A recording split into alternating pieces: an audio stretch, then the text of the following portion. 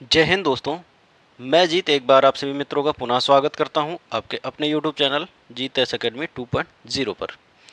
तो आप लोगों ने अभी तक देखा कि हम लोगों ने काफ़ी हद तक कवर किया, जो कि अब उसी के आगे हम लोग कवर करेंगे।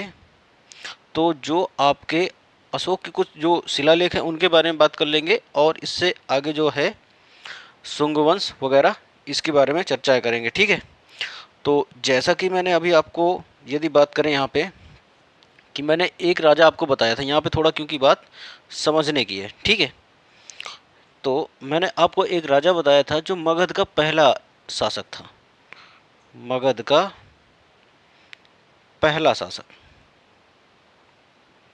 पहला शासक मैंने क्या बताया, कौन बताया था? तो बृहदत्त था। बृहद्रथ। ओके। ये बृहदत्त अलग है, और ये क्वेश्चन नंबर 1 में ये बृहदत्त अलग है। बस इतनी बात मुझे समझानी थी, क्योंकि मगध का पहला राजा बात करें तो बृहदत्त था, जिसका युद्ध किसके साथ हुआ था? जरासंध के साथ। वो मैं बात आपको पहले बता चुका हूँ। ठीक है। अब यदि बात करें हम यहाँ पे कि इसमें बृहदत्त है, क्वेश्चन आपका क्वेश्चन नंबर 1 जो कहता है उसको देखिए, एक बार पढ़िए। क्या कहता है कि अंतिम मौर्य सम्राट बृहदत्त की हत्या कर किसने शुंग वंश की 185 में स्थापना की थी ईसा पूर्व में? ठीक है। तो पुष्यमित्र शुंग इसके आंसर सही होंगे। ठीक है। यानी विकल्प नंबर आपका कौन सा सही हो जाएगा? विकल्प नंबर ए। अब थोड़ा समझिएगा यहाँ पे बात जो समझने वाली है कि ये क्या है, पुष्यमित्र शुंग। थोड़ा इसके बारे में जानने की कोशिश करते हैं।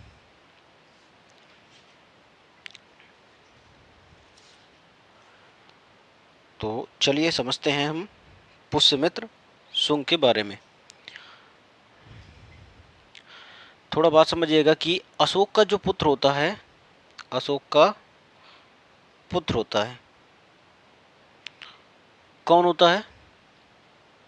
तो कुणाल। एक क्वेश्चन ये आपसे यहाँ से पूछ लिया, अशोक का पुत्र कौन होता है? तो कुणाल। ओके। आप बता सकते हैं। ठीक है। यदि मौर्य वंश का अंतिम शासक पूछेगा तो आप बताएंगे बृहदत्त, बृहदत्त था। ठीक है। लेकिन बृहदत्त के समय कलिंग का राजा कौन होता है? कलिंग का राजा की बात करें तो राजा खारवेल होते हैं। कौन होते हैं? खारवेल। थोड़ा यहाँ बात समझिए जो चीज़ मैं बताने वाला हूँ। ठीक है। जो राजा खारवेल थे, इन्होंने क्या किया कि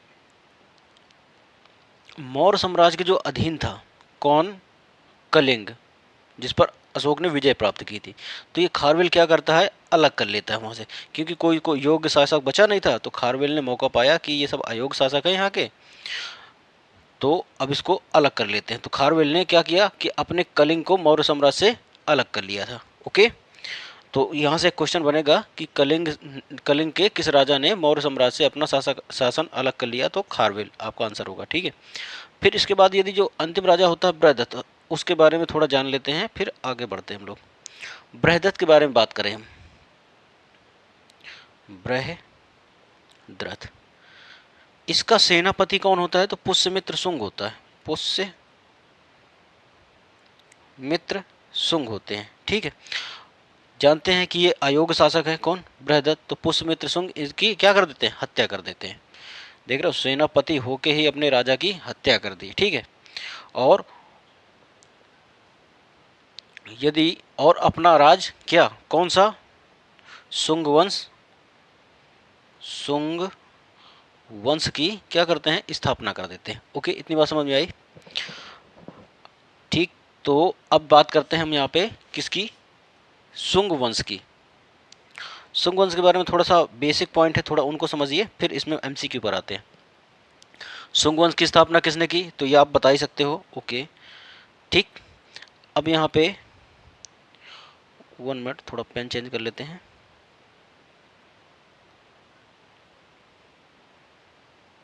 हाँ, तो चलिए देखते हैं यहाँ पे क्या है कि पुष्यमित्र शुंग से एक क्वेश्चन बन सकता है कि इसने राजधानी किसको बनाया था? तो इसने राजधानी 2 बनाई। कितनी राजधानी बनाई? 2। ठीक है। एक तो पहले पटना ही बनाई। ठीक। पटना को फिर इसने ट्रांसफर कर दिया कहाँ? एमपी में। एमपी में कहाँ पर? तो विदिशा। विदिशा को क्या किया इसने? अपनी राजधानी बना ली। ठीक है। क्योंकि ये क्या करता था कि बौद्ध धर्म का बहुत ज़्यादा विरोधी था। कौन? पुष्यमित्र शुंग। ठीक, ये क्या करता था कि जितने भी, तो यहाँ से एक क्वेश्चन बनेगा कि जो मगध पर शासन करने वाला गैर मगध शासक कौन था? तो पुष्यमित्र शुंग था। ठीक है, अब यहाँ पे बनेगा कि गैर क्षेत्रीय राजा पूछेगा तो भी आप पुष्यमित्र शुंग बता देंगे। ठीक है, अब यहाँ पे पूछेगा कि पुष्यमित्र शुंग किस धर्म से नफरत करता था, तो बौद्ध धर्म आपका आंसर हो जाएगा। ठीक, कौन सा धर्म? बौद्ध धर्म। ठीक, इतनी बात समझ में आई। फिर आपको पता होना चाहिए कि बौद्ध पहले, अच्छा चलिए ठीक है, पहले ओके ओके सुमित जी, पहले क्वेश्चन कर लेते हैं। ठीक, ओके, एक एक दो क्वेश्चन देख लेते हैं। ठीक, इसके बाद जी जी बिल्कुल। तो देखिए क्वेश्चन नंबर 2 क्या कहता है। कहता है कि पुष्यमित्र शुंग मौर्य सम्राट बृहदत्त की राजकीय सेना में किस पद पर आसीन था? पुष्यमित्र शुंग मौर्य सम्राट बृहदत्त की राजकीय सेना में किस पद पर आसीन था? तो मैंने अभी आपको बताया सेनापति, ये ना विकल्प नंबर आपका ए इसका राइट हो जाएगा। फिर क्वेश्चन नंबर, इसलिए मैं बेसिक बताता हूँ क्योंकि उससे बहुत सारे क्वेश्चन होते हैं, उसी से के थ्रू क्या होता है, ये पूरा भी जितने भी एमसीक्यू है वो सब सॉल्व हो जाते हैं। ठीक है, अब देखिए जैसे तीसरा कहता है कंड या कांडव वंश का संस्थापक कौन था? तो कंड या कांडव वंश की बात करें तो आपने सुना होगा वासुदेव का नाम, यानी विकल्प नंबर आपका ए इसका सही हो जाएगा, वासुदेव प्रथम। ठीक है, इन्होंने भी अपनी राजधानी बनाए रखी थी, तो विदिशा एमपी को ही बनाए रखी थी। ठीक है, अब यदि बात करें कंड वंश का अंतिम शासक कौन है, तो यहीं पे जान लीजिए सुशर्मा है। सुशर्मा कौन है? ये कंड वंश के अंतिम शासक है। इसकी हत्या किसने कर दी थी? तो सिमुक ने हत्या कर दी थी। सिमुक इसका सेनापति था और सिमुक ने इनकी हत्या कर दी थी, और सिमुक ने फिर अपने राजवंश, अपना सातवाहन वंश चलाया। ठीक है, यानी सातवाहन वंश के संस्थापक कौन हो जाएंगे? तो आपके सिमुक हो जाएंगे, जो कि यदि बात करें प्रतिष्ठान को राजधानी बनाया था किसने? सिमुक ने। ओके, चलिए बात करते हैं नेक्स्ट क्वेश्चन की, जो क्वेश्चन नंबर आपका 4 है। वो क्या कहता है? क्वेश्चन नंबर 4 कहता है कि सातवाहन या आंध्र सातवाहन वंश का संस्थापक कौन था? तो जैसा कि अभी मैंने बताया आपको सिमुक है, तो विकल्प नंबर आपका कौन सा सही हो जाएगा? चौथे का विकल्प नंबर आपका ए राइट हो जाएगा। बढ़ते हैं नेक्स्ट क्वेश्चन नंबर 5। जितने भी एमसीक्यू बहुत ही शानदार, बहुत ही इंपॉर्टेंट है, कोई ना कोई किसी ना किसी एमसीक्यू पर, मतलब कोई ना कोई किसी ना किसी पेपर पर आया हुआ क्वेश्चन है। ठीक है, जैसे कि अब नेक्स्ट है क्वेश्चन नंबर 5 कहता है कि सातवाहनों ने पहले स्थानीय अधिकारियों के रूप में काम किया था। तो देखिए इसके दो पार्ट थे। ठीक है, तो इनका जो पहला वाला पार्ट था, जब राज किया इन लोगों ने, तो बात करें वहाँ पे जो, तो उन्होंने मौर्य वंश के अधीन कार्य किया था। ठीक है, तो आप कह सकते हो कि मौर्य के अधीन, यानी विकल्प नंबर आपका बी इज राइट हो जाएगा इसका। ठीक, अब यदि बात करें यहाँ पे क्वेश्चन नंबर 6 कहता है निम्नलिखित में से वह महानतम कुषाण नेता कौन था जो बौद्ध बन गया था, यानी बौद्ध धर्म को अपना लिया था? ठीक है, तो आपका 6 का यदि विकल्प की हम बात करें तो 6 का विकल्प आपका जो कनिष्क है, जिसके शासनकाल में चौथी बौद्ध संगीति हुई थी, तो ये आपका विकल्प इसका सही हो जाएगा। ठीक, मैं चारों बौद्ध संगीतियाँ भी बता चुका हूँ, सिर्फ आपका बचा है यदि बात करें तो अशोक के सिर्फ और सिर्फ क्या शिला ही बचे हैं, शिलाभिलेख। ठीक है, बाकी सब कुछ हो चुका है। ठीक, तो उसको भी कभी हम किसी भी दिन क्या डिस्कस कर लेंगे, चाहे इसी में ही आगे डिस्कस कर लेंगे। ठीक है, फिर आपका क्वेश्चन नंबर 7 है, कहता कुषाण काल के दौरान मूर्ति कला की गांधार शैली में किसका मिश्रण है?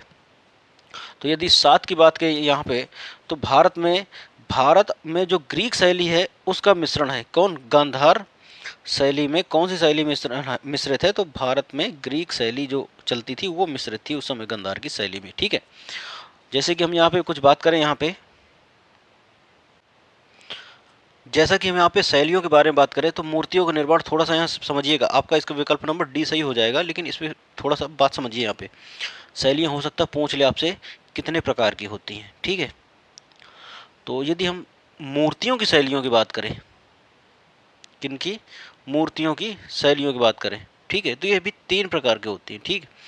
3 प्रकार की होती हैं, कौन कौन सी? एक गांधार शैली, गांधार शैली, दूसरी मथुरा शैली,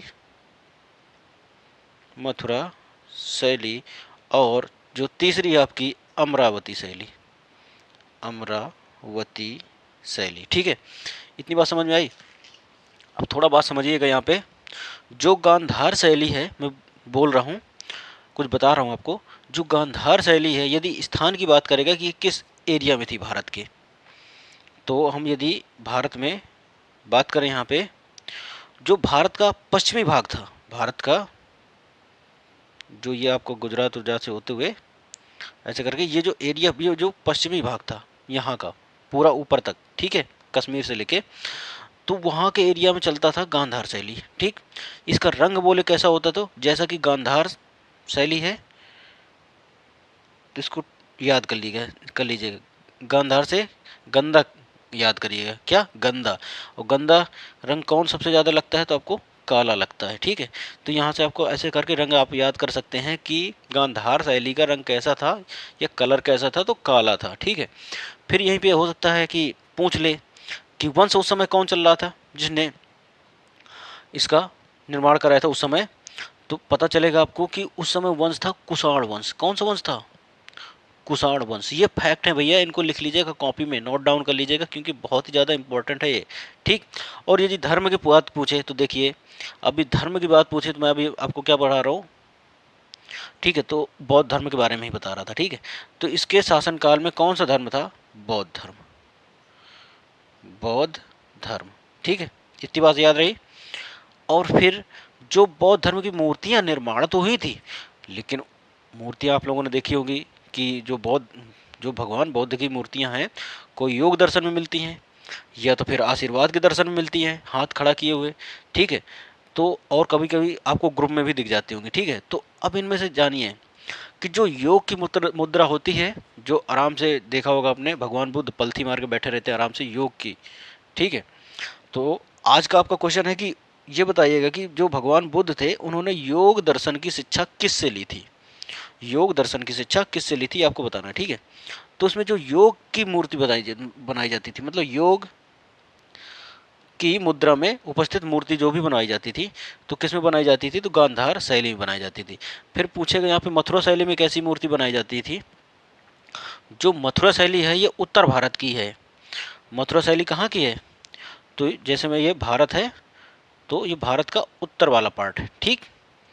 ये भारत का क्या उत्तर वाले पार्ट में क्या चलता था? मथुरा शैली चलती थी। यदि मथुरा का लाल रंग पूछेगा तो लाल बताएंगे आप, ठीक। गांधार का रंग कैसा है? काला। तो मथुरा कैसा होगा? लाल, ओके।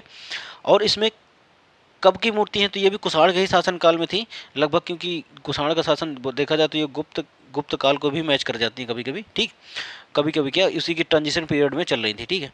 अब इसमें यदि यहाँ पे मूर्तियों की बात करोगे तो बुद्ध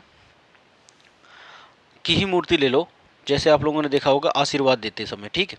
इसमें जो कि देखा जाए, इस समय धर्म की बात करें, इसके समय तीनों धर्म थे। एक जैन धर्म हो गया जैसे, और एक बौद्ध धर्म हो गया, और अपना हिंदू धर्म हो गया, ठीक। ये सब किसके शासनकाल में थे? तो बोल सकते हो कि कुषाण के शासनकाल में, ठीक। यदि यहाँ पे पूछे कि यहाँ पे मूर्तियों की अवस्था कैसी थी, मतलब कि योग दर्शन में थी या आशीर्वाद दे रहे थे, तो इस पे आशीर्वाद की मुद्रा में मूर्तियाँ बनाई गई थी। आशीर्वाद के मुद्रा में मूर्तियाँ बनाई गई थी, ओके। अब जैसी बात है, आशीर्वाद देंगे तो व्यक्ति प्रसन्न प्रसन्न होगा, तभी आशीर्वाद देता है, ओके। फिर है आपका जो चौथा, आपका जो तीसरा वाला पार्ट है अमरावती। अमरावती की बात करें तो जैसी बात है, आपका भारत के दक्षिण वाला एरिया बचता है, तो दक्षिण भारत में कौन सी शैली थी? तो अमरावती शैली थी, ठीक है। और अमरावती का रंग पूछे यदि, अमरावती का, तो सफ़ेद, मूर्तियों का कैसा रंग है? सफ़ेद, ओके। और ये किसके शासनकाल में है? तो सातवाहन काल, सातवाहन वंश के शासनकाल के समय, ठीक है। अगर यहाँ भी मूर्ति पूछे तो बौद्ध धर्म आप लगा सकते हैं, कि बौद्ध धर्म में आप लोगों ने देखा कि बहुत सारी ग्रुप में मूर्तियाँ आपको देखने की मिलती है। जितनी भी ग्रुप में मूर्तियाँ आपको देखने की मिले, तो वो लगाएंगे कि आप अमरावती शैली पर निर्भर करती हैं, ठीक है। और जो कि आपको आशीर्वाद के समय दिखाई दे, तो आप बता सकते हैं कि मथुरा शैली पर निर्भर करती हैं। और यदि योग दर्शन की मूर्तियां आपको दिखाई दे तो आप बता सकते हैं गांधार शैली में निर्माण हुई है। ओके, अब मैंने बता दिया आपको ये तीनों मूर्तियां। अब अगर इसी क्रम में पूछे मंदिरों की शैली, तो मंदिरों की भी शैली तीन ही प्रकार से होती है। कितने प्रकार से होती है? तो तीन प्रकार से होती है। कौन कौन सी? तो नागर शैली और द्रविड़ शैली और वेसर शैली। नागर शैली, द्रविड़ शैली और बेसर शैली। ठीक, अब यदि बात करें कि आपको एक पूछेगा, यहां से पूछ सकता है कि विमानन शैली किसे कहते हैं? विमानन शैली किसे कहते हैं? जो आपको मैंने बताया कि जो द्रविड़ शैली है उसी को ही विमानन शैली भी कहते हैं। ओके, तो ये अब बात कर लेंगे मंदिरों की फिर कभी। ठीक है, अभी पहले एमसीक्यू पर आते हैं। तो चलिए देखते हैं, आपको इसका आंसर पता चल गया था तो विकल्प नंबर डी इसका राइट हो जाएगा। ठीक, अब बढ़ते हैं हम लोग नेक्स्ट क्वेश्चन की तरफ। क्वेश्चन नंबर 8 कहता है कनिष्क की राजधानी क्या थी? कनिष्क की राजधानी क्या थी? क्वेश्चन नंबर 8 क्या कहता है? कनिष्क की राजधानी क्या थी? तो हम आपको बता दें कनिष्क की राजधानी थी पुरुषपुर। कौन सी? पुरुषपुर थी। तीन विकल्प नंबर कौन सा सही हो जाएगा? विकल्प नंबर ए इसका राइट हो जाएगा। क्वेश्चन नंबर 9 कैसा है कि पुरुषपुर निम्नलिखित में से किसका दूसरा नाम है? तो आपको बता दें कि जो पेशावर का ये दूसरा नाम है कौन? पुरुषपुर। तो इसका विकल्प नंबर सी इसका राइट हो जाएगा। ठीक है, फिर है आपका कि चरक किसके राज चिकित्सक थे? चरक किसके राज चिकित्सक थे? तो ये कनिष्क क्या थे? राज में चिकित्सक थे। ठीक है, और इन्हीं के शासनकाल में चरक संहिता लिखी गई थी। चरक संहिता। ओके, इतनी बात समझ में आ गई होगी। अब जैसे कि हम लोग क्या देख रहे थे? सुंग वंशी अभी देख रहे थे। तो सुंग वंश में यदि मैं यहाँ पे बात करूं कि आप लोगों ने बहुत सारी सुंग वंश के समय, थोड़ा ऐसे समझिए कि सुंग वंश के समय हुए दो विदेशी आक्रमण हुए। कहाँ से? यमन से। ठीक है, एक डेमेट्रियस के समय और एक मियांडर। मियांडर, ठीक है। और उस समय यदि बात करें तो पुष्यमित्र शुंग का एक बेटा था जिसका नाम था अग्निमित्र। अग्निमित्र, ठीक है। अग्निमित्र ने क्या किया कि जैसे ही डेमेट्रियस आए तो इसको दबा के मारा और इसको भगा दिया। कह रहा तो हमसे लड़ेगा, ठीक है, इसको मारा। ठीक, अब इसके बाद जब मियांडर आए तो मियांडर को भी इसने किसने मारा? अग्निमित्र ने बहुत ही आगाह के मारा। ठीक, कूच कूच के मारा इसको। जब इसको मारा और इसको भी वापस कर दिया, तो जब ये वापस जा रहा था, कौन? मियांडर, तो वह बीच में इसको नागसेन मिल गए। किसको? मियांडर को। जब नागसेन मिल गए, कह रहे यदि भारत से जा रहे हो तो तुम थोड़ा सा पहले शिक्षा ले लो हमसे बौद्ध धर्म की। किसकी? बौद्ध धर्म की। तो एक क्वेश्चन बनेगा कि मियांडर को बौद्ध धर्म की शिक्षा किसने दी थी? तो आपका जवाब होगा नागसेन। ओके, नागसेन ने क्या किया? इसको पकड़ के क्या दिला दी? शिक्षा दिला दी। कह रहा यमन जा रहे हो कुछ तो लेके जाओ भारत से। तो इसको क्या किया कि बौद्ध धर्म की इसको शिक्षा दिला दी। ठीक, किसने दे दी? नागसेन ने। और इसका प्रमाण कहाँ से मिलता है कि नागसेन ने मियांडर को क्या बौद्ध धर्म की शिक्षा दी? तो उस समय पुस्तक लिखी नागसेन ने मिलिंद पनोह। कौन सी पुस्तक लिखी? मिलिंद पनोह, जिसमें क्या होता है कि नाग दशक ने किसको शिक्षा दी? तो मियांडर को शिक्षा दी। कैसे दी? तो इससे मिलकर शिक्षा दी, तो इसलिए इसका नाम पड़ गया था मिलिंद पनोह। किसकी पुस्तक है? तो पता है आपको। ठीक, और यदि बात करें वहाँ इसको मारा किसने था? तो अग्निमित्र ने मारा था। अग्निमित्र ने किसको मारा था? तो अभी मैंने बताया मियांडर और डेमेट्रियस को। ठीक है, डेमेट्रियस तो भाग गए, लेकिन मियांडर जब जा रहे थे तो मियांडर जैसे ही इसने मियांडर को भी मारा। किसने? अग्निमित्र ने। ठीक, तो उस समय कवि थे कालिदास। कवि थे कौन? कालिदास। ठीक है, उन्होंने लिख डाली माल विकाग्नि मित्रम। माल विकाग्नि मित्रम। माल विकाग्नि मित्रम। ओके, इसमें क्या है कि अग्निमित्र और मालविका की प्रेम कहानी का वर्णन है। क्योंकि जाहिर सी बात है, अब दो दो राजाओं को हराएगा तो जाहिर सी बात है कुछ तो साहस होगा उसके अंदर। तो यानी किसके बीच, तो अग्निमित्र के बीच। ठीक है, तो अग्निमित्र यहाँ पे ऐसा हुआ तो इन लोगों ने क्या किया कि पुस्तक लिख डाली। किसने, कालिदास ने। कौन सी, मालविका अग्निमित्रम। किसकी, मालविका। मालविका कौन थी, तो अग्निमित्र की प्रेमिका थी। ठीक, इतनी बात समझ में आई। फिर आगे बढ़ते हैं हम लोग, एमसीक्यू पर आते हैं। एमसीक्यू है आपका क्वेश्चन नंबर 10। क्या कहता है कि चरक किसके राज चिकित्सक थे। तो आपको बता चुका हूँ, कनिष्क के थे। फिर है आपका तक्षशिला के प्रसिद्ध स्थल होने का कारण था। तो क्या कारण था, तो आपको सबसे जो सटीक आंसर है वो मैंने आपको अभी बता दिया। क्या, कि गांधार शैली यानी गांधार कला। ओके, फिर बढ़ते हैं हम लोग नेक्स्ट क्वेश्चन, क्वेश्चन नंबर 12। क्या कहता है, कहता है कि भारत में सर्वप्रथम स्वर्ण मुद्राएं किसने चलाई। भारत में सर्वप्रथम स्वर्ण मुद्राएं किसने चलाई, तो किसके शासनकाल में स्वर्ण मुद्राओं का प्रचलन हुआ। तो जाहिर सी बात है किसके शासनकाल में, कुषाण के शासनकाल में हुआ। यानी कुषाण नहीं, भारतीय हो जाएगा इसका विकल्प। आपका विकल्प सही हो जाएगा बच्चे, कि इसका विकल्प हो जाएगा एक इंडो बैक्टीरियन थे। कौन थे, इंडो बैक्टीरियन थे। उन्होंने सर्वप्रथम क्या किया था, भारत में ही इंडो बैक्टीरियन ने सर्वप्रथम स्वर्ण की मुद्राएं चलाई थी। यानी विकल्प नंबर आपका बी इसका राइट हो जाएगा। ठीक है, क्वेश्चन नंबर 13 देखें तो किस संग्रहालय में कुषाणकालीन मूर्तियों का संग्रह अधिक मात्रा में है। तो किस संग्रहालय में, बहुत ही अच्छा शानदार क्वेश्चन है। तो आपका इसका जवाब हो जाएगा कि जो मथुरा का जो संग्रहालय है उसमें कुषाणकालीन मूर्तियां अधिक मात्रा में देखने को मिलती हैं। क्वेश्चन नंबर 14 कहता है निम्नलिखित में से किसने सोने की सर्वाधिक शुद्ध सिक्के जारी किए। ये देखिए यहाँ पे लिखा है शुद्ध सिक्के। ठीक, एक मिलावटी वाला होगा।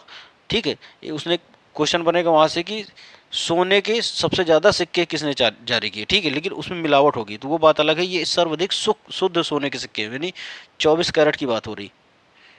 ठीक है, 24 कैरेट ना हो लेकिन सबसे शुद्ध सिक्के थे। तो ये इसका आपका जवाब सही हो जाएगा कुषाण। ठीक है, इसका विकल्प कौन सा सही हो जाएगा, विकल्प नंबर ए इसका राइट हो जाएगा।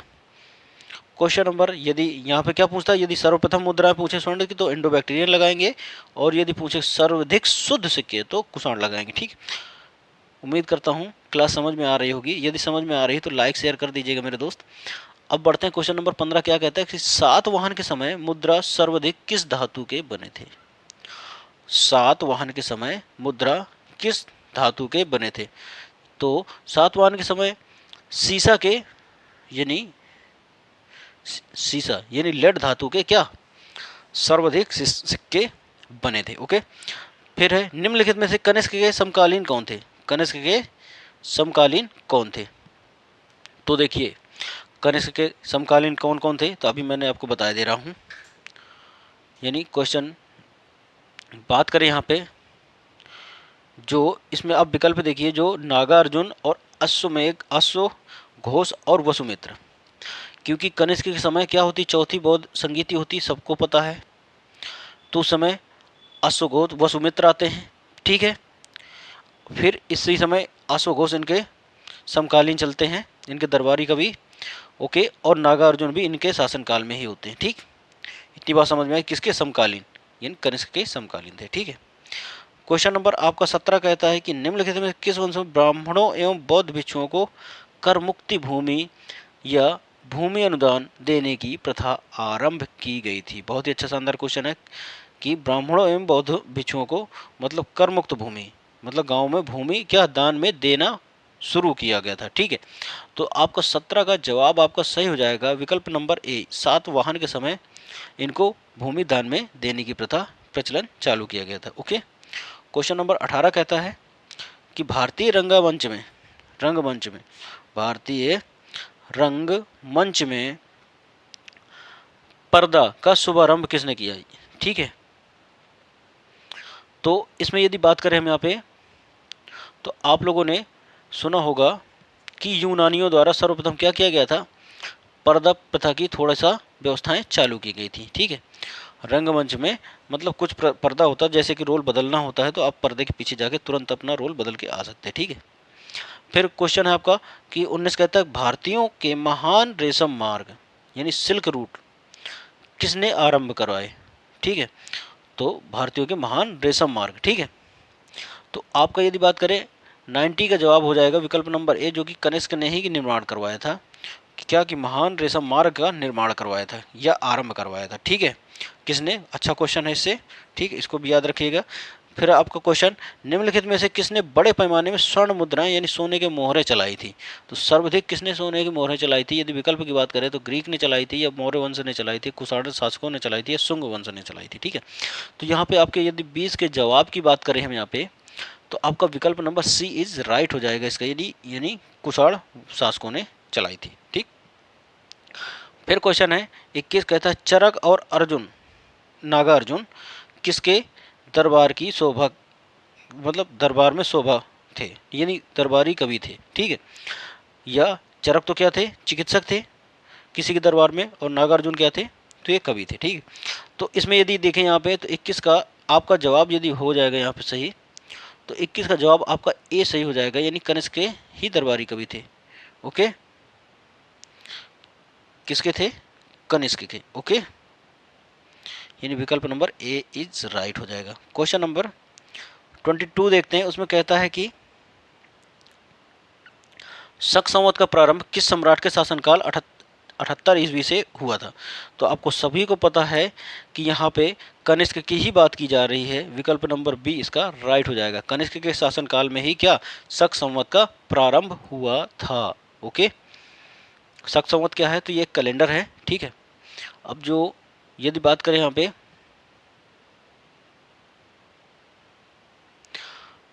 अगले क्वेश्चन की, तो अगला क्वेश्चन कहता है कि तक्षशिला विश्वविद्यालय स्थित है, तो कहाँ पर स्थित है, वर्तमान की बात कर रहा है तो जाहिर सी बात है पाकिस्तान में जाएगा, यानी 23 का 23 का विकल्प नंबर ए का राइट हो जाएगा। क्वेश्चन नंबर 24 कहता है प्राचीन काल में कलिंग के महान शासक कौन था। जो सबसे महान शासक था कलिंग का, तो उस समय कौन था, प्राचीन काल का सबसे महान शासक की बात कर रहा है यहाँ पे।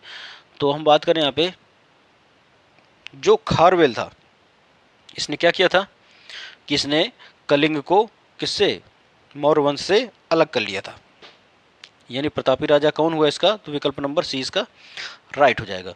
क्वेश्चन नंबर 25 कहता कुषाण काल में सबसे अधिक विकास किस क्षेत्र में हुआ था। तो धर्म के क्षेत्र में या कला के क्षेत्र में, साहित्य के क्षेत्र में या वस्तु कला के क्षेत्र में, ठीक है। तो आपका 25 का विकल्प सही हो जाएगा कि वास्तुकला के क्षेत्र में, मतलब मूर्तियों के निर्माण में सबसे ज्यादा क्या हुआ था, विकास हुआ था, ठीक। क्वेश्चन नंबर 26 कहता है सातवाहन ने आरंभिक दिनों में अपना शासन कहाँ शुरू किया था। तो सातवाहन की यदि बात करें तो इन्होंने आरंभिक शासक कहाँ शुरू किया था, तो आंध्र प्रदेश के समय, आंध्र प्रदेश के स्थान पर अपना शासक प्रारंभ किया था, आंध्र प्रदेश में, ओके। फिर आपके नेक्स्ट क्वेश्चन देखते हैं यहाँ पे, सातवाहन राज्य की राजधानी कहाँ थी। तो इसका जवाब सही हो जाएगा आपका, बात करें यहाँ पे तो इसने पहले क्या प्रतिष्ठान को क्या बनाया था, मैंने अभी आपको बताया था कि इन्होंने राजधानी बनाई थी, ओके। कि इन्होंने सातवाहन ने, ओके। यदि संस्थापक कौन हो जाएगा तो सीमुख हो जाएगा, आपको बता ही चुका हूं। फिर नेक्स्ट क्वेश्चन कहता है कि निम्नलिखित कौन सा अभिलेख कलिंग के नरेश खारवेल से संबंधित है। तो 28 का आपका जवाब हो जाएगा जो हाथी गुफा है वो किससे संबंधित है, राजा खारवेल से संबंधित है, उसकी मतलब संबंधित है, उसकी बातें उसमें वर्णित हैं, ठीक। फिर है 29 कहता किस सातवाहन नरेश ने गाथा सप्तशती नामक महत्वपूर्ण कृति की रचना करी थी। तो ये किसकी है, तो 29 का आपका जवाब सही हो जाएगा जो हाल है, 29 में जो हाल विकल्प है, जो विकल्प नंबर सी है, उसकी रचना है गाथा सप्तशती, ओके, इंपॉर्टेंट है। फिर इसके बाद जो आज का अंतिम क्वेश्चन देखते हैं, सातवाहन शासकों की राजकीय भाषा क्या थी। तो सब लोग जानते हैं की सातवाहन शासक की राजकीय भाषा क्या थी? तो प्राकृत थी, प्राकृत थी। तो आज की क्लास कैसी लगी? सभी लोग कमेंट बॉक्स में कमेंट करके बताइएगा। और इसी तरह क्लास क्या ख़त्म करते हैं, और इसी की जैसे कि वन बाय वन करके स्टेप बाय स्टेप चल रहे हैं, इसी तरह क्लास सभी होंगी। जैसे यदि इसकी अगले वाले पार्ट को हमको देखना है, इसके पहले वाले, तो आप जाके विजिट कर सकते हैं। पूरी जीरो से स्टार्ट हुई है, सिंधु सभ्यता से लेकर यहाँ तक। ठीक है, तो आप क्लास को देख सकते हैं, और यदि आपको आगे क्लासें देखनी है तो आप विजिट कर सकते हैं चैनल पर। और चैनल को यदि क्लास अच्छी लगे तो लाइक शेयर कर दीजिएगा और चैनल को सब्सक्राइब कर दीजिएगा। तो चलिए कल फिर से मिलते हैं पुनः इसी समय पर। तब तक के लिए सभी मित्रों को धन्यवाद एंड जय हिंद।